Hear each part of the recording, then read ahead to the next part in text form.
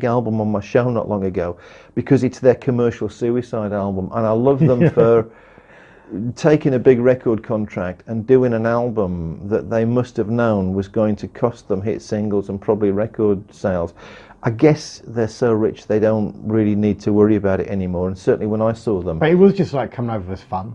Yeah, well, yeah, but they're really smart. Yeah. You don't take them as idiots. They are really smart. The business brain behind them is incredible. And for years they were a 4-piece band on their contract. Nearest makes no odds. The fourth guy being the manager, right? So they were dividing a lot of the money 4 ways, for which they were getting pretty much his undivided attention. And the genius that put the attention to detail in those videos was the making of them on a worldwide scale. Ran over, okay? Right. And from the slip of the tongue, from Van Halen to Van Halen. Yeah, on the Van Halen belt, yeah. How do you explain that? Now, this is the biggest argument that we did not go to the moon, that we can't get past that, because at the time, the radiation would have fried anything on there, all cameras, all computers. Simply, given that somebody's asking me to give them a ride home in a minute, I would say that first of all, I'm not a scientist. Secondly, I trust peer review, which is the means by which scientific knowledge becomes accepted fact. So basically, university researchers and other people at that level of expertise publish papers in peer-reviewed journals where they can only get accepted because their colleagues think that the arguments are acceptable, even if they don't want to hear them and don't necessarily like them, right? Yeah. Consequently, there is no hard peer-reviewed science that says the Van Allen belt is going to kill us all. And the evidence is surviving astronauts, amongst other things, right? Yeah. Yeah. So Buzz Aldrin probably went to the moon. And as we're sitting here today, despite the fact that he was on the first manned mission to the moon, the guy's still breathing. Yeah. Right? And not only that, but if he's... But that could be evidence to say that's why he didn't go to the moon. Well, he's still breathing. It could be. I wouldn't use that as a point to No, I wouldn't, but even if the Van Allen belt was so destructive that it was going to seriously compromise his health, he wouldn't still be breathing, because his post-moon problems included a problem with alcohol for a very lengthy period, which would have given his immune system quite a kick in. Yeah. So if he'd been irradiated to the point where his immune system was permanently compromised, he would probably be dead by now. And Neil Armstrong would have outlived him by now. But also, okay, we went through back the evidence of UFOs. Astronauts recall or report UFO stuff. I mean, there's that one where you've got the red object floating around. That puzzles me. That's I can't remember who've reported that one. Yeah, and we can't look. There's a few of those. Well, the truth is, we can't know about a lot of these things. I mean, there's the books that claim that the moon's an artificially constructed spaceship include verbatim transcripts of transmissions between Apollo astronauts and mission control that both sides of that argument say never. Both sides who are quoted in that say never happened, right? Yeah. But other people will say, yeah, but they would deny that, wouldn't they? Yeah, all right? Yeah, the conspiracy, most of the UFOs that are filmed in space have been debunked as understandable objects that would be around capsules, and some of them are provably so. You know, so that the things that are, you know, that they're bits and pieces of water or whatever that's been jettisoned, or they're ice off the side of a spacecraft.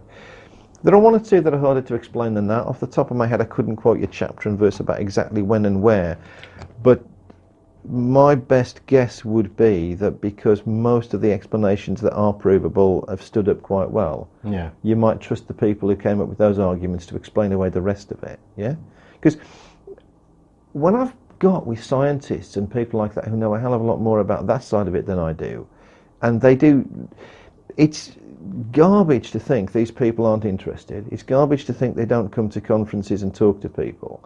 And I've met on the occasions when I was doing talks at things like the Unconvention, the 14 Times Unconvention, the people who would come up and talk to me afterwards would include quite serious academic people. Yeah. I got a gig in University of Winchester. I did a 14 Times Unconvention and talked about conspiracy theories and stuff and whatever, and a guy called Dr. Alistair Spreake, I think it was, asked me to come to the opening of a centre for the study of conspiracy culture, which was an academic conference. And these are a bunch of people who publish and research academic papers, And they were interested. There's absolutely no question that they were interested. And they didn't want to turn up and debunk it. They were interested because they thought there was stuff to learn. And whilst their interest was conspiracy culture, they, like me, would love to have seen the one thing that was not what people believed, but was actually provably true. Yeah. Right? So I think it's... the wow signal became the wow signal because somebody from a scientific background was amazed at what they discovered. It wasn't the like, oh, let's hush it up signal. Yeah. It was the wow signal. Yeah. So this whole thing about narrow-minded So scientists. do you think that if there's something out there, Yeah. that when we all notice that it's not hushed up, if it happens, we will all know about it? Unavoidably, because first of all, what's the guy's name? Edward Arnold, who was a scientist who wrote a book about UFOs, makes a very clear point about if you've got one sniff of alien air, your chance of hanging onto your bowels and the rest of your constitution is virtually nil, you know. So therefore, any significant, if a spaceship landed, the first thing we've got to worry about is what microbes are on that thing. We can't assume that they all were destroyed in the atmosphere, right? Well, that was the thing about the one in Bristol. The report was that the alien got out the ship and suffocated. So that was the report in the Bristol. Oh, in the, but then the alien that was manning the ship that collided with the judge's windmill in Aurora is buried in the cemetery, right? Get out of it, seriously. I think the airship craze from the 1890s, provably a lot of that is to do with America linking itself up with the telegraph and telegraph operators swapping stories that were absolute garbage. Oh yeah, sorry. But the Bristol one is the same thing. It's. Look, I'm not the greatest authority on that, but as I understand it, there are a number of there are angels and devils and stuff like that that were seen by large numbers of people. But then again, you look at deformities in the children that are born. Yeah. Yeah, and if you see someone walking around that's got 2 arms or Siamese twins or something, you don't understand that, you are going to think they're an alien.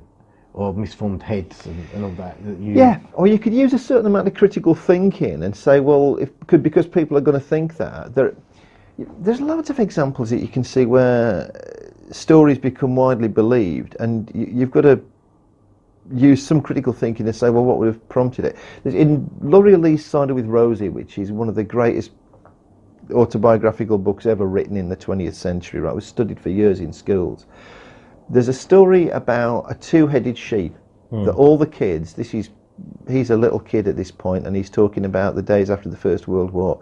There's a 2-headed sheep that people saw, and it could speak in dual voices and, was visible, and if you saw it during a thunderstorm, and amongst other things, it would foretell the moment of your own death. Now, in reality, there are 2-headed sheep. There are birth defects. Yeah. In a rural area, people would see 2-headed sheep.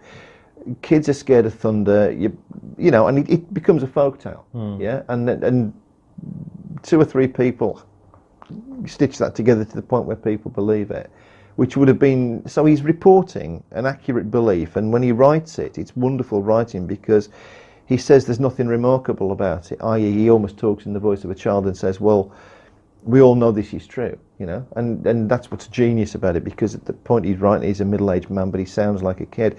And a lot of these things become believed, but you can, a couple of things on that. If you attach some critical thinking, you can say, well, where did this start and how do people believe it? And with regard to what we're seeing at the moment, the kind of modern myths of UFOs and everything, often, a lot of these, people see things, even hard-headed people who are apparently capable of understanding what they see as they see it, sometimes see things and actually they're misperceiving it from the start. The Kakura UFOs, the brief worldwide story in the late 1970s where apparently in New Zealand they'd filmed alien spacecraft, some of it provably, when you actually look at the radar traces and stuff like that, there are people in the air seeing a squid boat and thinking that they're filming a UFO, right? And even potentially there's a giveaway because the plane on which they're filming makes a turn, and at this point, the implication is the pilot realises that he's been an idiot, but on the other hand, he's got a film crew on board who are filming it, so he quietly turns it back again.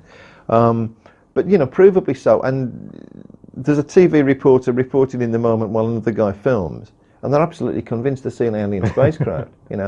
And then at the point, if they get away from that and they think, oh, maybe we didn't, they've still just filed the most lucrative report of their careers, and they're, by media standards, Australia and New Zealand in the late 70s is the province, isn't it? Yeah. And the fact that they've got American TV stations ringing them up demanding the film and paying money for it, they're not, of course they're not. Massive hit. Yeah, but it's the same thing as the two-headed sheep or whatever, that you could say, well, okay, there are quite a lot of people who could judge it critically. In that moment they believe they're seeing something, and then that becomes infectious. Yeah. Final couple of questions. Oh. Do you believe that aliens have visited us and are here now living? At this moment, no. I'd love to be wrong. So you don't think they've ever visited? No, and if they did, it's not the question you're asking me. If alien life visited this planet, it arrived on asteroids and stuff like that. And that's where we come from? Yeah, and it contributed to the it brought the chemical. It didn't actually. It wasn't life. It brought the chemicals that brought about our existence. That sort of echoes my sort of theory on it. Yeah. So actually, it's not life. It's the means of life. Okay, so the other one is: what would you be more shocked at? The clouds parting and God waving down saying, "Hello, I'm real," or a spaceship coming down in the middle of Wembley during a football match and aliens getting out?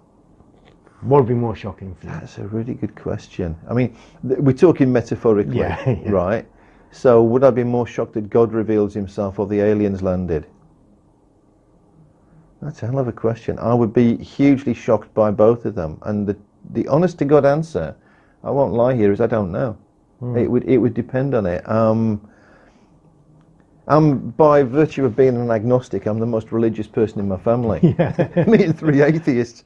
I just think it's intellectually dishonest to deny the existence of God, because there may be intelligence in everything we're seeing. So the entire thing might be a pattern that's so even self-evident. Stephen Hawking, he tells us, doing what he does, he always likes to be proven wrong. So in his last book, he said, "Is there a God?" And he says no, but in science, you always end up being proven wrong. Yeah. And yeah, and I'm completely with that. I would probably be less shocked at the aliens, because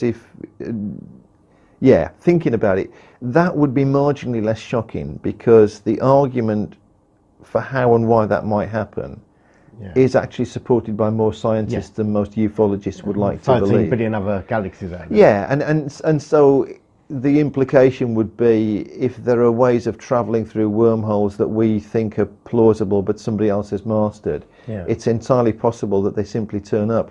And if they did, not maybe the Hitchhiker's Guide to the Galaxy would be more true than you think, as in they'd simply turn up and say, "Look, man, you're in the way. We're going to demolish you to make a bypass." Neil, we're going to have to stop there, because all right, Graham's desperate to go home. Okay, yeah, and we might have to do another on conspiracy theories at another point. Yeah, more than welcome. Shane, thank you for letting me come over and film you. No, you're welcome. It's great meeting back up with you after 30 odd years. It's a bit surreal, Shane, to be honest with you. Yeah, it's definitely very. Somebody that you've taught will do the same to you one day. Yeah, hopefully. Well, why not? That'd be great. Wouldn't that be a good event? It'd be fantastic. Yeah. Neil, thank you so much. Right, yeah, cheers.